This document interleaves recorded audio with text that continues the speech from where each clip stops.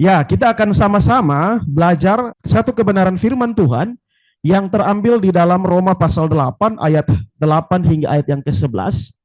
Roma pasal 8 ayat 8 hingga ayat yang ke-11. Saya akan membaca ayat 8, Bapak Ibu dan teman-teman membaca ayat 9, kita berbalas-balasan sampai dengan ayat yang ke 11 ya. Yang tidak ada Alkitab bisa lihat di slide. Saya sudah siapkan di slide. Baik, kita akan membaca firman Tuhan ini bersama-sama. Saya akan membaca ayat 8. Bapak Ibu dan teman-teman sekalian membaca ayat 9 dan seterusnya. Mereka yang hidup dalam daging tidak mungkin berkenan kepada Allah.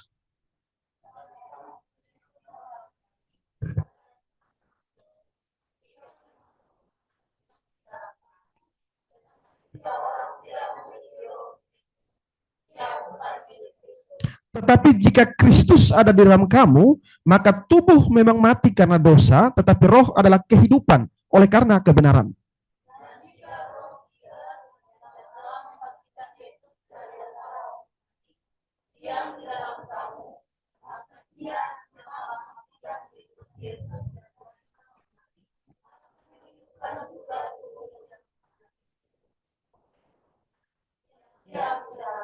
Ya, demikianlah pembacaan firman Tuhan untuk kita semua. Berbahagialah kita semua yang sudah mendengarkan firman Tuhan. Kiranya kita tidak saja menjadi pendengar, tetapi juga menjadi pelaku firman Tuhan. Sekali lagi saya menyapa kita semua, salam.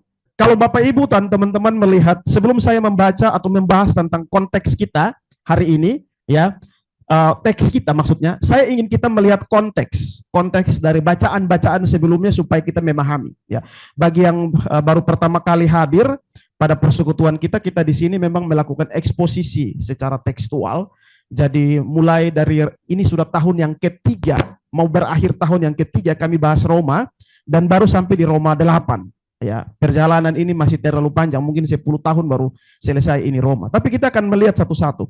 Nah, teks kita hari ini kita melihat di dalam Roma pasal 8, ayat 8 hingga ayat yang ke-11. Nah, sebelum saya membaca bahagian ini atau mengulas tentang bahagian ayat yang kita baca, saya perlu menjelaskan konteks sebelumnya apa yang sudah kita bahas. Bapak Ibu dan teman-teman bisa melihat di layar. Ya. Nah, pada bacaan-bacaan sebelumnya, mulai dari pasal 1 itu Paulus bicara tentang dosa yang sudah merusak manusia. Semua orang sudah jatuh di dalam dosa. Mau orang Yahudi, mau orang non-Yahudi, semua sudah berdosa. Tidak ada cara lain untuk mereka diselamatkan selain mereka dihukum. Ya. Itu kalau teman-teman Bapak Ibu semua membaca ayat pasal 1, pasal 2, pasal 3 dan seterusnya, ya. Nanti dimulai dari pasal 3 ayat 21 sampai ayat 31, pasal 4 ayat 1 sampai ayat 25, di sana Paulus membicarakan tentang iman, bahwa walaupun semua orang sudah jatuh di dalam dosa, baik orang Yahudi, orang non-Yahudi, tetapi masih ada cara untuk diselamatkan, masih ada cara untuk selamat, yaitu hanya melalui iman.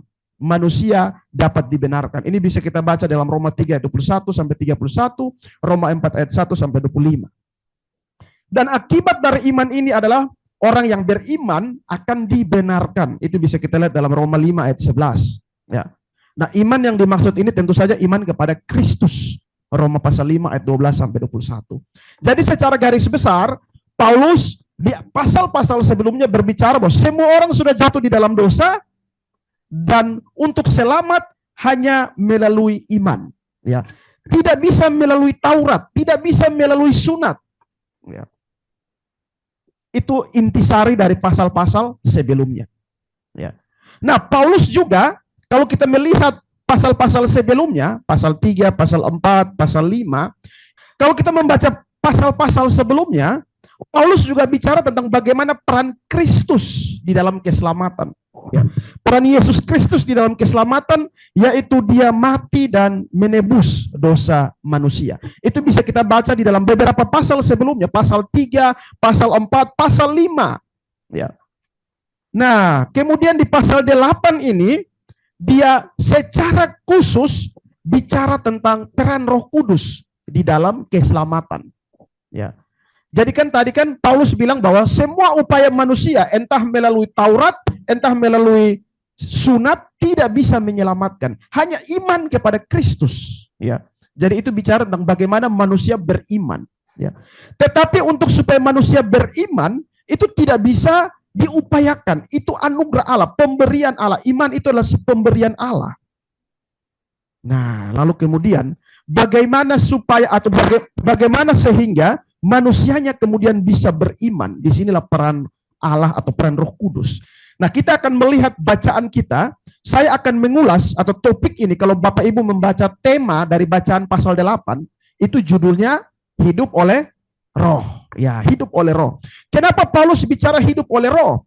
Karena semua upaya-upaya untuk taat kepada Taurat, disunat, tidak bisa menyelamatkan. Ya. Untuk bisa selamat, itu seseorang hanya melalui tuntunan Roh Kudus. Berarti ada peran Roh Kudus membawa orang kepada keselamatan. Nah, kalau kita ketahui bahwa agama-agama di dunia ini, Islam, Hindu, Buddha, apalagi Konghucu, semua menekankan kepada amal, perbuatan baik. Ya. Kalau mau masuk surga harus buat begini, begini, begini, begini. Perbuatan baik. Hanya iman Kristen satu-satunya agama yang berbeda, di mana ia mengajarkan bahwa keselamatan hanya melalui iman. Ya. Nah, iman itu munculnya dari Allah. Nah, hari ini kita akan melihat bagaimana Roh Kudus kemudian bekerja, berkarya di dalam keselamatan orang percaya. Apa saja yang Roh Kudus lakukan? Kalau kita membaca di ayat pasal 8 ayat 1 dan ayat 2, ya, Bapak Ibu dan teman-teman sekalian, hal pertama yang Roh Kudus kerjakan adalah melahirbarukan. Ya. Ayat 1 dia bilang begini, ya. Demikianlah sekarang tidak ada penghukuman bagi mereka yang ada di dalam Kristus Yesus. Roh yang memberi hidup telah memerdekakan kamu. Roh yang memberi hidup telah memerdekakan kamu. Kalau Bapak Ibu melihat, ini kenapa ya? Kalau Bapak Ibu melihat teks kita ayat yang 1, itu ada disebut di sana bahwa tidak ada penghukuman karena orang sudah berada di dalam Kristus. Dan ketika orang berada di dalam Kristus, itu disebabkan karena roh yang memerdekakan. Jadi, roh yang membuat kita merdeka, roh yang membawa kita kepada Kristus. Ya. Jadi peran pertama Roh Kudus itu adalah melahirbarukan. Ada dua kata yang disebut di sini, ya, yaitu yang saya sudah garis bawahi, memberi hidup. Jadi peran roh yang pertama itu memberi hidup, peran roh yang kedua memerdekakan. Ya, memberi hidup, memerdekakan. Memberi hidup ini berbicara tentang tadinya mati. Kalau memberi hidup berarti tadinya mati. Akhirnya roh memberi hidup. Ya. Melahirbarukan, menghidupkan kembali, ya. Jadi sesuatu yang tadinya mati kini dihidupkan kembali. Ini bicara tentang kondisi manusia yang mati secara rohani. Jadi ketika Adam dan Hawa berbuat dosa, Tuhan Allah bilang hari ini juga engkau akan mati. Mereka mengalami 3 macam kematian. Mati secara rohani, mati secara jasmani, nanti mereka mati secara kekal di neraka. Jadi mati secara rohani itu mereka tidak bisa datang kepada Tuhan dengan upaya mereka, itu mati secara rohani. Ya. Mati secara jasmani itu yang orang mati di dalam kuburan. Mati secara kekal itu yang neraka. 3 macam kematian. Tetapi ketika seseorang percaya kepada Kristus di ayat 1, ya, itu dia bilang apa? Roh memberi hidup. Hal pertama kali yang dikerjakan oleh Roh Kudus adalah memberi hidup kepada orang berdosa. Ya. Supaya apa? Dia hidup supaya bisa merespon Tuhan. Bagaimana orang mati? Atau teman-teman bisa melihat ada orang mati, kamu omong dia dengar. Tidak. Ya. Orang mati itu mau teriak, mau pukul, mau injak dia, tetap dia diam-diam saja. Tidak akan merespon. Hanya orang hidup yang bisa merespon. Sehingga pertama kali yang Roh Kudus kerjakan adalah melahirbarukan. Membuat dia atau memberi hidup. Ya. Dan kalimat yang kedua adalah memerdekakan. Kalau memberi hidup ini bicara tentang tadinya mati, namun dihidupkan. Ini bicara tentang kondisi manusia yang tadinya mati secara rohani, atau mayat rohani namun kini dihidupkan. Yang kedua memerdekakan. Memerdekakan ini merujuk pada yang tadinya diperbudak, ya, kini dibebaskan. Jadi ada dua kondisi manusia, mati secara rohani, diperbudak oleh dosa. Tetapi ketika mengenal Kristus, roh itu melahirbarukan. Lalu kemudian roh itu membebaskan. Ya. Jadi roh tidak sekedar melahirbarukan, tapi roh juga membebaskan orang percaya dari kuasa iblis. Ya. Inilah esensi kelahiran baru. Kelahiran baru itu bukan saya punya mau. Kelahiran baru itu bukan saya punya keinginan. Kelahiran baru itu murni dikerjakan oleh Roh Kudus. Ya. Roh Kudus yang tadinya kita mati, lalu kemudian dihidupkan kembali. Ya. Tadinya kita di bawah kuasa iblis, dimerdekakan. Jadi untuk supaya kita bisa beriman, percaya kepada Kristus, Roh Kudus kemudian membebaskan kita. Roh Kudus melahirbarukan, menghidupkan kita. Itu baru kita bisa datang kepada Tuhan. Ya. Kenapa hari ini kita khotbah orang khotbah banyak yang tidak bertobat? Karena mata hati, mata rohani mereka tertutup, ya. Tertutup rapat-rapat. Mereka tidak terbuka kepada kebenaran karena sesuatu yang ada menutupi mata mereka. Ya. Mereka tidak mampu membuka hati karena ada yang tertutup. Kematian rohani itulah akibat dosa membuat mereka tidak bisa datang kepada Tuhan. Jadi mau khotbah panjang lebar juga tetap mereka tidak akan bertobat. Ya. Apa sesungguhnya kelahiran baru itu? Satu kutipan dari Pak Muriwali, Pendeta Muriwali, dia bilang begini. Kelahiran baru dalam pengertian yang sempit adalah karya Roh Kudus yang melahirbarukan orang berdosa. Di mana hati atau pusat jiwa, pikiran, emosi, kehendak, kesadaran, serta moral orang berdosa dihidupkan kembali. Ya, hati, pikiran, emosi, kehendak, kesadaran, serta moral orang berdosa dihidupkan kembali. Tadinya dia menganggap bahwa pukul orang itu benar, baik-baik saja, biasa-biasa saja. Semua orang ada buat. Tapi akibat kelahiran kembali, dia sadar bahwa pukul orang itu salah. Tadinya dia berpikir bahwa main judi itu sesuatu yang baik, semua orang ada buat. Tapi ketika dia dilahirbarukan, ada kesadaran moralnya bahwa ini salah. Ya. Jadi Roh Kudus membuka pikirannya tentang mana yang baik, mana yang tidak baik. Sehingga ia memiliki kemampuan untuk mendengar panggilan Injil yang kemudian menghasilkan pertobatan dan iman. Itu yang pertama kali Roh Kudus kerjakan. Ya. Ada orang yang bilang bahwa kelahiran kembali itu keputusan kita. Kita yang memutuskan untuk lahir kembali. Tidak. Kelahiran kembali itu murni dikerjakan Roh Kudus. Ya, murni dikerjakan Roh Kudus. Ya. Yohanes 3 ayat 3 sampai 5 dia mengatakan begini. Yesus menjawab kepada Nikodemus, ya. Aku berkata kepadamu, sesungguhnya jika seorang tidak dilahirkan kembali, ia tidak dapat melihat kerajaan Allah. Ini esensi penting dari kelahiran kembali, lahir baru. Kalau tidak dilahirkan kembali, tidak bisa melihat kerajaan Allah. Jawab Yesus ayat 5, jawab Yesus, aku berkata kepadamu, sesungguhnya jika seorang tidak dapat dilahirkan dari air dan roh, ia tidak dapat masuk ke dalam kerajaan Allah. Dilahirkan dari air dan roh. Apa maksudnya? Air itu sebagai simbol pembersihan. Ya. Pembersihan. Air itu membersihkan yang kotor. Dilahirkan dari air itu artinya bahwa kita dibersihkan dosa kita. Ya. Dibersihkan. Dan juga Roh Kudus tinggal berdiam dalam diri kita. Ya. Jadi penting sekali lahir baru. Barang siapa yang tidak lahir baru, itu tidak dapat masuk ke dalam kerajaan Allah. Makanya Roh Kudus pertama-tama yang dilakukan kepada orang berdosa adalah melahirbarukan dia. Ya. Roma 8 ayat 3 dan 4 katakan begini. Sebab apa yang tidak mungkin dilakukan hukum Taurat, karena tidak berdaya oleh daging, telah dilakukan oleh Allah. Hukum Taurat tidak bisa melahirbarukan. Ketaatan kepada hukum Taurat tidak bisa membuat seseorang lalu lahir baru. Makanya ada orang yang bilang lahir baru itu adalah saya taat dulu, lalu kemudian saya melakukan ini itu, lalu saya tidak bisa. Ya. Hukum Taurat tidak bisa melahirbarukan. Kalau kita membaca di ayat yang ke-1 ke-2 tadi kan bicara tentang bagaimana Roh Kudus melahirbarukan. Lalu ayat 3 dia bilang, sebab apa yang tidak mungkin dilakukan hukum Taurat, karena tidak berdaya oleh daging, telah dilakukan oleh Allah.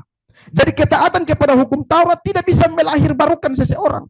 Ketaatan kepada sesuatu tidak bisa melahirbarukan kita. Yang bisa melahirbarukan kita adalah Allah. Jadi lahir baru itu bukan kita taat dulu baru lahir baru. Tidak. lahir baru yang membuat kita mampu taat. Ya. Bukan taat dulu baru lahir baru. Lahir baru yang membuat kita taat. Lahir baru itu adalah apa? Tadinya kita mati secara rohani, dibangkitkan, dihidupkan. Itu yang membuat kita peka. Kita mengerti tentang kebenaran, baru kita bisa taat. Tanpa lahir baru kita tidak bisa taat. Ya. Makanya Roma 3 ayat 8 ayat 34 dia bilang, sebab apa yang tidak mungkin dilakukan hukum Taurat. Artinya hukum Taurat, ketaatan terhadap hukum Taurat tidak bisa melahirbarukan. Ya. Telah dilakukan oleh Allah. Hanya Allah saja yang melahirbarukan seseorang. Nah, setelah kita dilahirbarukan, Bapak Ibu dan teman-teman sekalian, ada hal yang penting kedua. Ya, ada hal yang penting. Jadi orang berdosa tadinya mati secara rohani, yang pertama kali dilakukan Roh Kudus adalah melahirbarukan. Setelah itu ada hal yang kedua yang dilakukan Roh Kudus, yaitu membangkitkan keinginan rohani. Tadinya dia sudah tahu mana lahir baru, itu kan sebelumnya, kalau sebelum kita lahir baru kita tidak tahu mana yang benar, mana yang salah. Ya, dinasihati, dibicarakan, didorong, dipukul, dipaksa, tetap tidak bertobat. Ya. Tetapi ketika dia lahir baru, dia mengerti ternyata ini selama ini saya salah. Ternyata ini yang benar, selama ini saya salah. Setelah dia sudah sadar, teman-teman, Bapak Ibu, setelah dia sudah sadar tentang mana yang benar, mana yang salah, lalu hal yang kedua adalah Roh Allah membangkitkan keinginan untuk melakukan hal-hal rohani. Coba kita lihat dalam ayat 5 dan ayat 6. Ya. Ayat 5, ayat 6 dia bilang begini. Sebab mereka yang hidup menurut daging memikirkan hal-hal yang dari daging. Tapi mereka yang hidup menurut roh memikirkan hal-hal yang dari roh. Artinya Roh Allah akan menaruh pikiran-pikiran yang baik. Roh Allah akan membangkitkan kemauan-kemauan yang baik. Roh Allah akan memberikan dorongan dan kekuatan supaya kita melakukan hal-hal yang baik. Ya. Ayat 6 dikatakan, karena keinginan daging adalah maut, tapi keinginan roh adalah hidup dan damai sejahtera. Ya. Setelah orang Kristen dilahirbarukan, dibuat sadar mana yang benar, mana yang salah, Roh Kudus kemudian membangkitkan kemauan untuk melakukan kebenaran. Kemauan, keinginan untuk hidup benar. Keinginan untuk menjaga kekudusan. Keinginan untuk mengasihi. Keinginan melayani Tuhan. Jadi kalau kita memaksa orang yang belum lahir baru melayani Tuhan, mereka pasti akan menolak. Mereka pasti akan mengeluh. Mereka pasti tidak akan mau melayani. Tetapi kalau orang-orang yang sudah dilahirbarukan, itu pasti mereka akan dengan sukacita menerima. Kenapa? Karena roh yang membangkitkan kemauan. Ketika roh yang membangkitkan kemauan, siapa yang mau kasih hancurkan? Tidak ada yang bisa padamkan. Ya. Tidak ada. Ya. Nah, kalau kita melihat kata memikirkan, ini kata memikirkan, ya ini roh, ya memikirkan ini, ya kata memikirkan ini, itu dalam bahasa Yunani, dalam bahasa Yunaninya adalah proneo, yang berarti pola pikir atau kehendak. Ya. Saya mencoba untuk mengutip definisi yang disampaikan oleh seorang teolog namanya Douglas Moe. Douglas Moe dia bilang begini, kata ini menunjukkan arah dasar dari kehendak seseorang. Arah dasar, kehendak atau keinginan seseorang, kemauan seseorang, atau sesuatu menjadi dasar seseorang bertindak. Jadi orang yang dilahirbarukan tidak sekedar tahu mana yang benar, mana yang salah. Tetapi dia diberikan kehendak, dia diberikan kemauan untuk melakukan kebenaran. Ya. Dan orang yang tidak dilahirbarukan pasti akan tidak mau, ya, tidak mau melakukan kehendak Tuhan. Ya. Jadi kalau orang yang belum lahir baru mau dikotbahkan pakai speaker yang setinggi pohon kelapa juga tidak akan bertobat. Ya, tidak akan bertobat. Perhatikan kisah dua orang yang berjalan ke Emmaus. Ketika mereka berjalan ke Emmaus, Tuhan Yesus ada jalan-jalan sama-sama dengan mereka, tapi mereka tidak mengerti itu siapa yang jalan dengan mereka. Karena ada sesuatu yang menutup mata rohani mereka. Coba kita baca teks ini, ya, dalam Lukas. Ya. Mereka berjalan bersama-sama, menceritakan bersama-sama dengan Yesus ini, tapi mereka tidak kenal Yesus. Tapi begitu ada momennya, ayat 31 dia bilang, ya. Ayat 30, waktu ia duduk makan dengan mereka, ia mengambil roti, mengucap berkat, lalu memecah-mecahkannya dan memberikannya kepada mereka. Ayat 31, ketika itu terbukalah mata mereka, dan mereka pun mengenal dia. Perhatikan, dorang ada jalan sama-sama dengan Tuhan Yesus, tapi tidak kenal Tuhan Yesus. Tapi begitu ada sesuatu yang terbuka, selaput mata rohani mereka terbuka, baru mereka kenal Tuhan. Ya. Hari ini banyak orang Kristen pikul kalung salib, jalan-jalan pakai baju yang salib, anting-anting salib, segala macam salib, sama seperti kisah orang Emmaus ini, tapi tidak kenal Tuhan Yesus secara pribadi. Ya. Kenapa? Karena mereka belum lahir baru, terus hidup dalam dosa. Nanti ada momen ketika sesuatu terbuka atau membuka mata mereka, baru mereka bisa kenal Tuhan. Kenapa? Karena Tuhan yang membangkitkan kemauan. Setelah Roh Kudus melahirbarukan, Roh Kudus kemudian bekerja membangkitkan kemauan. Ya. Dan saya meyakini bahwa orang-orang yang Roh Kudus sudah membangkitkan kemauan pasti akan semangat, pasti akan terus memberi diri untuk pekerjaan Tuhan. Ya. Tapi orang-orang yang tidak, ya kita mau dorong, paksa, hela, tarik juga. Oto pijemput juga tidak mau datang. Kurang baik apa coba? Persekutuan Joy coba. Kita sudah siap oto bahkan motor pijemput di depan rumah. Tapi banyak yang tidak mau datang. Kenapa? Ya bisa jadi karena mereka belum dilahirbarukan. Jadi tidak ada kemauan untuk beribadah, bersekutu. Ya. Perhatikan ayat ini, Filipi pasal 2 ayat 13 ya. Allah yang mengerjakan di dalam kamu kemauan. Allah yang mengerjakan di dalam kamu kemauan. Makanya ketika seseorang dilahirbarukan, lalu Roh Allah memberikan keinginan atau pemikiran untuk melakukan kehendak Tuhan. Ya, Allah yang mengerjakan di dalam kamu kemauan. Ya. Kisah para Rasul 16 ayat 14. Ya, di sana dikatakan begini. Seorang dari perempuan itu bernama Lydia turut mendengarkan. Ia seorang penjual kain ungu dari kota Tiatira yang beribadah kepada Allah. Perhatikan. Tuhan membuka hatinya sehingga ia memperhatikan apa yang dikatakan Paulus.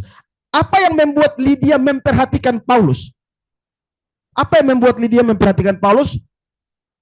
Tuhan yang membuka hati. Kalau Tuhan tidak membuka hati, apakah Lydia mampu untuk mendengar Paulus?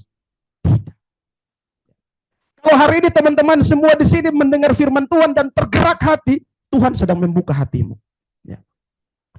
Kalau hari ini kita memberitakan firman dan tidak ada pertobatan, Tuhan belum membuka hatinya. Sehingga rahasia pertobatan itu bukan karena metode kita kurang baik, tapi Tuhan yang belum membuka kesempatan bagi dia untuk bertobat. Sehingga bersyukur kalau kita hari ini hadir di sini, kita diberkati kebenaran firman Tuhan karena Tuhan membuka pengertian. Ya. Pengertian akan dosa, pengertian akan kebenaran. Setelah Tuhan melahirbarukan kita mengerti ini dosa, ini benar.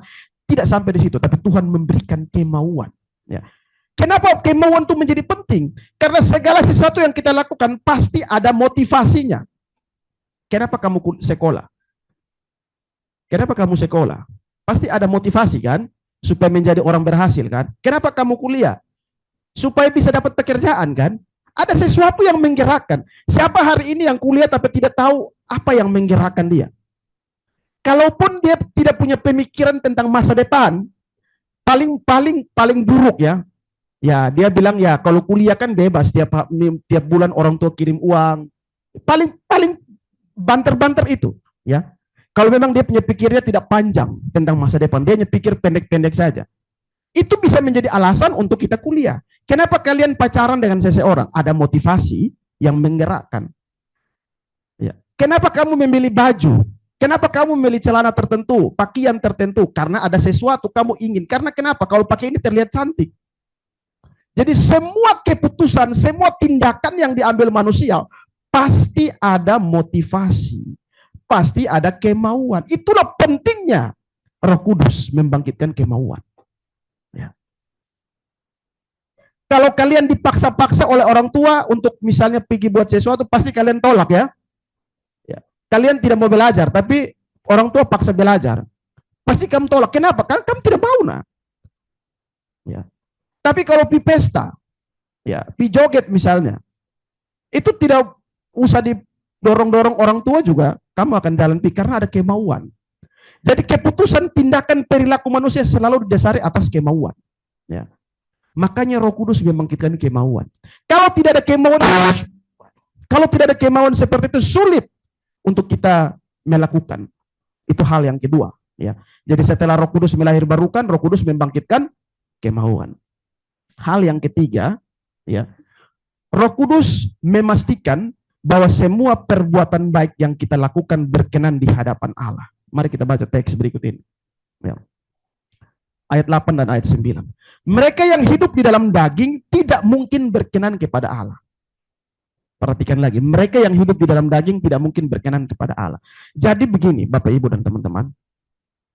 Orang-orang yang tidak percaya kepada Kristus, sekalipun mereka berbuat baik, sekalipun mereka berpuasa, sekalipun mereka mengasihi, sekalipun mereka mengampuni, ya, tapi kalau tidak beriman kepada Kristus, tidak dihitung oleh Tuhan.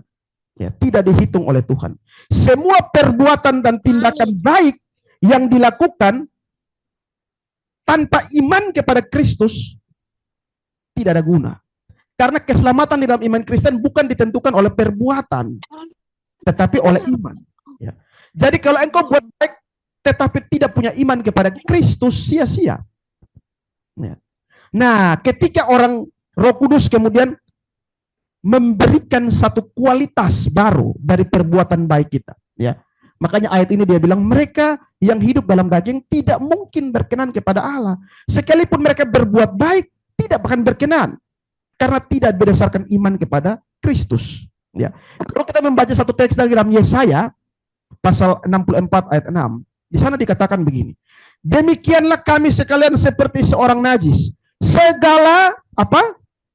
Kesalehan, bukan segala kekotoran.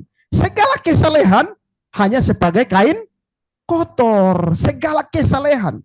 Ya. Artinya apa? Sebaik-baiknya seseorang, kalau dia tidak ada iman kepada Kristus, di depan Tuhan Allah hanya sebagai kain kotor. Kain kotor ini kalau bahasa aslinya itu sama seperti kain pembalut, minta maaf. Artinya sangat kotor, sangat hina. Mungkin adik-adik yang perempuan bisa lebih paham. Ya. Hanya orang yang hidup dalam roh saja, atau memiliki Roh Kudus saja, yang beriman kepada Kristus saja, yang Allah berkenan atas perbuatan baiknya. Kita kembali lagi baca ini. Ya. Di sana dikatakan mereka yang hidup dalam daging tidak mungkin berkenan kepada Allah. Tapi kamu tidak hidup dalam daging, melainkan dalam roh. Ya, melainkan dalam roh. Jadi karena kita hidup dalam roh, atau Roh Kudus hidup di dalam kita, maka semua perbuatan baik kita itu kemudian diubah oleh Roh Kudus menjadi layak di hadapan Tuhan. Ya. Perhatikan satu ayat berikut ini. Ya. Ibrani pasal 11 ayat 6a. Dia bilang apa? Tanpa iman tidak mungkin orang berkenan kepada Allah. Tanpa iman tidak mungkin orang berkenan kepada Allah. Jadi engkau mau buat baik sekalipun orang Islam, orang Hindu, orang Buddha berpuasa 30 ke 60 ke 100 hari, tanpa iman kepada Kristus, puasa mereka tidak ada guna. Ya. Perbuatan baik mereka tidak ada guna. Segala macam perbuatan kalau tidak berdasarkan iman, tidak ada guna. Semua perbuatan baik yang tidak dilakukan berdasarkan iman adalah sia-sia. Ya. Roma 14 ayat 23 katakan begini. Dan segala sesuatu yang tidak berdasarkan iman adalah dosa. Ya. Menarik ini dua ayat ini. Coba Bapak kita lihat sekali lagi. Tanpa iman tidak mungkin orang berkenan kepada Allah. Yang kedua, dan segala sesuatu yang tidak berdasarkan iman adalah dosa. Jadi pelajaran yang bisa kita petik di sini apa? Ya. Segala bentuk perbuatan baik harus berdasarkan iman, harus berdasarkan percaya, harus didasarkan karena iman dan kepercayaan kepada Kristus. Ya. Kalau kalian melayani sebagai gitaris, sebagai multimedia, sebagai singer, sebagai MC, tapi kalau kalian tidak percaya Kristus secara sungguh-sungguh, sia-sia. Sia-sia. Ya. Satu kutipan dari seorang teolog bernama Andre Womack. Andre Womack bilang begini, kehidupan Kristen tidak hanya sulit untuk dijalani, tetapi mustahil untuk dijalani dengan kemampuan kita sendiri. Kekristenan hanya bekerja ketika Roh Allah tinggal di dalam dan mengendalikan kita. Ya. kemampuan dengan demikian memberi kita kemampuan supernatural. Tanpa kuasa Roh Kudus yang menghidupkan kita, kita tidak bisa percaya kepada Tuhan dan menerima keselamatan. Sehingga agar tindakan kita bernilai di hadapan Tuhan, kita harus percaya kepada Tuhan. Agar pemain gitar, MC, multimedia itu memberikan pelayanan kalian itu bermakna di hadapan Tuhan, kalian harus percaya kepada Tuhan secara sungguh. Kalau tidak, sia-sia. Kalian buang-buang waktu, MC latihan berjam-jam. Tapi kalau tidak percaya secara sungguh kepada Tuhan, sia-sia saja kalian punya waktu. Ya. Jika saat ini kita semua yang melayani di persekutuan ini, tapi belum percaya secara sungguh-sungguh kepada Kristus, belum menerima Kristus sebagai Tuhan dan Juru Selamat secara pribadi, maka sia-sia, tidak ada guna kita punya capek-capek. Ya. Kita tiap hari ada usaha dana, kita kerja, kalian sudah kerja pontang-panting, cari list, antar gali lubang, sapu, segala macam. Tapi kalau tidak ada iman di dalam, atau yang memotivasi kalian bukan iman kepada Kristus, maka sia-sia. Ya. Makanya saya sedih kalau ada orang yang sibuk-sibuk, tetapi tidak mengerti tujuannya untuk apa. Ya. Banyak orang yang sibuk-sibuk tapi tidak mengerti tujuannya untuk apa. Mereka tidak paham, mereka hanya ikut ramai saja. Kita baca satu nasihat menarik dari Paulus dalam Roma pasal 10 ayat yang kedua. Ya. Sebab aku dapat memberi kesaksian tentang mereka, bahwa mereka sungguh-sungguh giat. Ini kritik terhadap orang Yahudi. Ya. Orang Yahudi sungguh-sungguh giat untuk Allah, tetapi tanpa pengertian yang benar. Ya, tanpa pengertian yang benar. Saat ini apa motivasi teman-teman untuk sibuk-sibuk di Joy? Kita di Joy ini lagi masa-masa sibuknya, persiapan ulang tahun, mau bangun tanah, bangun rumah, gedung, ya. Lagi sibuk-sibuknya. Kemarin kita baru selesaikan KKR besar-besaran di aula perjuangan, ya. Khusus untuk teman-teman kita di Joy atau anggota Joy, ya, saat ini motivasi kalian apa sebenarnya sibuk-sibuk di Joy? Ya. Apakah untuk cari pacar, atau untuk dipuji, atau untuk apa sebenarnya? Kalian sibuk-sibuk ini sebenarnya untuk apa? Ya. Apa yang memotivasi kalian? Kalau motivasi bukan kasih kepada Allah, kalau motivasi bukan iman kepada Kristus, kalau motivasi bukan supaya pekerjaan Tuhan semakin tersebar, kalau motivasi supaya bukan Kristus yang dimuliakan, maka sia-sia semua tujuan, semua keringat-keringat yang kita keluarkan, tidak ada gunanya. Motivasi yang benar dalam melayani Tuhan adalah agar nama Allah terus dimuliakan, agar pekerjaan Tuhan semakin tersebar, agar semakin banyak orang mengenal Kristus, agar Injil semakin tersebar. Itu motivasi yang benar. Kalau kita sibuk-sibuk KKR tapi hanya untuk cari nama, sia-sia. Kalau kita sibuk-sibuk usaha dana untuk bangun gedung, untuk apa? Untuk pekerjaan Tuhan, nama Tuhan dimuliakan. Agar Injil semakin tersebar. Kalau gedung kita di sebelah sudah jadi 150 orang bisa duduk di dalam, bayangkan berapa banyak orang yang bisa mengenal kebenaran. Ya. Itu tujuan kita. Ya, bukan untuk cari nama. Ya. Makanya Matteo Henry dia bilang begini, dalam satu quote-nya dia bilang begini, menyenangkan Tuhan adalah tujuan tertinggi kita. Menyenangkan Tuhan adalah tujuan tertinggi Tuhan. Apapun yang kita lakukan tujuannya hanya untuk menyenangkan Tuhan. Dan mereka yang hidup dalam daging pasti gagal. Mereka yang hidup dalam daging pasti gagal. Ya. Mereka tidak bisa menyenangkan Dia. Tidak bisa. Hanya orang yang percaya secara sungguh-sungguh, yang punya motivasi benar, yang bisa memuliakan Tuhan. Jadi Roh Kudus, pertama apa? Melahirkan. Lalu kedua, membangkitkan kemauan, keinginan untuk melakukan kebenaran. Lalu yang ketiga tadi apa? Mengubah atau memastikan supaya setiap perbuatan baik kita itu layak di hadapan Tuhan. Ya. Karena tanpa iman, perbuatan baik itu sia-sia, nol besar. Ya. Tidak sampai di situ teman-teman. Karya Roh Kudus tidak sampai di situ. Hal yang keempat yang Roh Kudus kerjakan itu adalah memastikan kita menjadi milik Kristus. Ini yang paling penting. Memastikan kita menjadi milik Kristus. Ayat 9 di dalam bacaan kita tadi kita baca ya. Perhatikan kalimat yang saya garis bawahi ya. Ya. Tetapi kamu tidak hidup di dalam daging, melainkan dalam roh. Jika memang roh Allah diam di dalam kamu. Tetapi jika orang tidak memiliki roh Kristus, ia bukan milik Kristus. Jadi kalau orang memiliki roh Allah, dia adalah milik Kristus. Ya. Jadi Roh Kudus itu dia masuk dan berdiam dalam diri orang percaya supaya kita menjadi milik Kristus. Ya.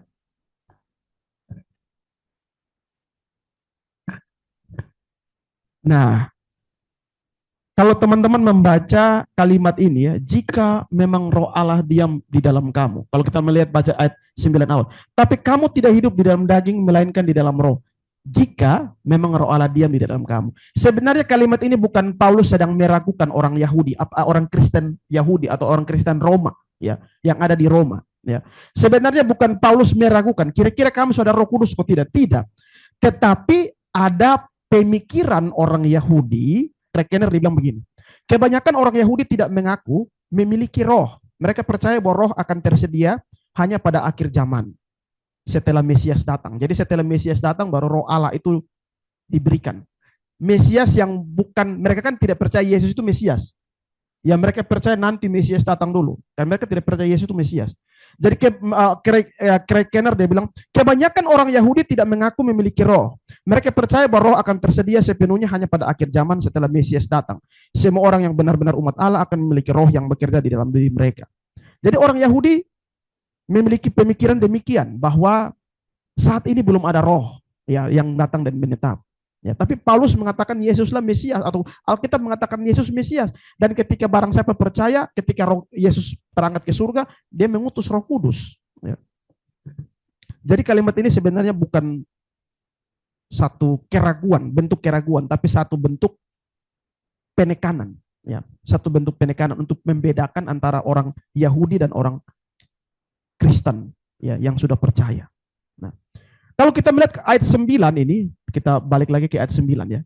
Ayat 9, di situ ada kata diam ya. Dia bilang, tetapi kamu tidak hidup dalam daging, melainkan dalam roh, jika memang roh Allah diam di dalam kamu. Kata diam ini Bapak Ibu dan teman-teman menggunakan bahasa Yunaninya oikeo, oikeo ya. Di mana kata ini bukan merujuk diam yang sebentar-sebentar atau tinggal sementara saja. Tetapi ini berdiam seterusnya. Jika roh Allah diam itu maksudnya, jika roh Allah diam itu berarti menetap seterusnya, selamanya. Makanya seorang teolog bernama Van den End mengatakan begini, perkataan Yunani yang dipakai di sini termasuk rumpun oikos atau rumah. Maka kita dapat berkata bahwa kehadiran roh di dalam kita tidak berlangsung sebentar-sebentar, yang disertai gejala-gejala hebat. Roh tinggal dalam diri kita sebagaimana kita mendiami rumah, tetap dan terus menerus. Ya. Masih dari Van den End, dia mengatakan begini, cara roh tinggal di dalam kita bukan seperti cara roh-roh yang merasuk orang dalam pelbagai agama simanistis atau dalam aliran spiritisme. Orang yang kerasukan itu bukan dia lagi, dan setelah sadar ia tidak juga ingat akan perbuatan dan perkataannya. Sebaliknya orang percaya yang dibimbing oleh roh Allah tetap sadar, tetaplah dia itu ia bukan pasif, malahan sangat aktif. Ya. Kalau teman-teman seringkali melihat fenomena-fenomena di gereja-gereja tertentu, ya, seringkali kita mendengar WL-nya bilang begini, kami mengundang Engkau Roh Kudus masuk dalam hati kami. Seringkali kita dengar begitu ya. Jadi kalau kita baru undang, sebelumnya ada di mana? Hah? Sebelumnya tidak ada toh? Kalau logikanya kan begitu. Kalau kita bilang kami mengundang, berarti sebelumnya dia di luar, baru kita undang masuk. Padahal Alkitab Efesus katakan ketika kamu percaya, kamu dimeteraikan oleh Roh Kudus. Jadi Roh Kudus itu kapan kita miliki? Ketika percaya. Ketika kita percaya, Roh Kudus itu sudah tinggal di dalam kita. Tinggalnya itu menetap. Tidak bolak-balik, lompat keluar masuk, tidak. Ya. Di dalam perjanjian lama, memang Roh Kudus itu masuk bisa keluar. Contoh Saul. Roh Allah masuk, lalu kemudian keluar. Ya. Makanya Daud satu saat dia berdoa begini, ya, dalam Mazmur pasal 51 ayat 13 dia bilang begini, janganlah mengambil rohmu yang kudus daripadaku. Ya. Memang di dalam perjanjian lama, itu Roh Kudus kalau masuk, Roh Kudus bisa keluar. Tetapi di dalam perjanjian baru, ya, Tuhan Yesus bilang ketika Roh Kudus itu datang, dia akan menyertai kamu senantiasa. Ya. Jadi setelah Roh Kudus melahirbarukan, dia membuka pikiran tentang dosa, membangkitkan kemauan, lalu dia mengubah tindakan-tindakan kita menjadi tindakan-tindakan yang layak di hadapan Tuhan. Setelah itu dia tinggal berdiam di dalam kita. Ya, dia tinggal berdiam di dalam kita dan memastikan kita sebagai anak Allah. Ya. Dia perlu tinggal dan berdiam agar jaminan keselamatan itu menjadi sesuatu yang pasti dalam diri orang percaya. Jadi sudah 4 Pertama apa? Melahirbarukan. Yang kedua, membangkitkan keinginan untuk berbuat baik. Yang ketiga, mengubah semua tindakan-tindakan baik menjadi layak di hadapan Allah. Ya. Yang keempat, memastikan kita menjadi anak Allah dengan cara apa? Tinggal di dalam kita.